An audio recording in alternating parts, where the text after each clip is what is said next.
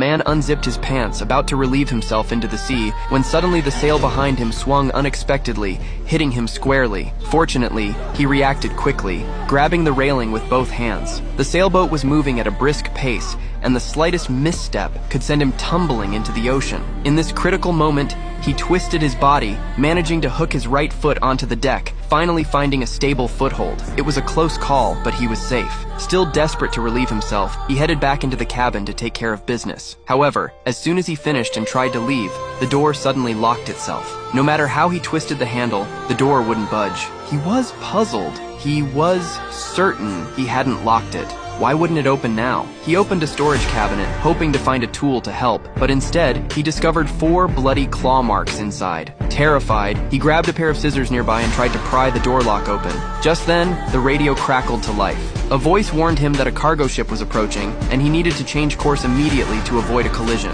Panicking, he looked out the window and saw the massive ship looming nearby. He frantically tried to force the door open, but the lock held firm. With the collision imminent, he threw his body against the door repeatedly, but it was no use. Desperate, he stuck his arm out the window, waving and shouting for help, but the crew on the cargo ship didn't notice him.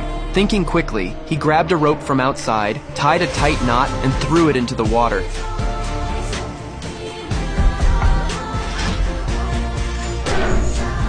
However, in his haste, the rope tangled around him, nearly strangling him. He struggled to free himself, managing to escape the entanglement. Then, using a pole, he hooked the rope that secured the sail and pulled with all his might. Slowly but surely, he managed to lower the sail, but just as he thought he had averted disaster, seawater began flooding into the cabin. He rushed back to the door, trying again to break it open, but it was as if the door had been welded shut. No matter how hard he tried, it refused to budge.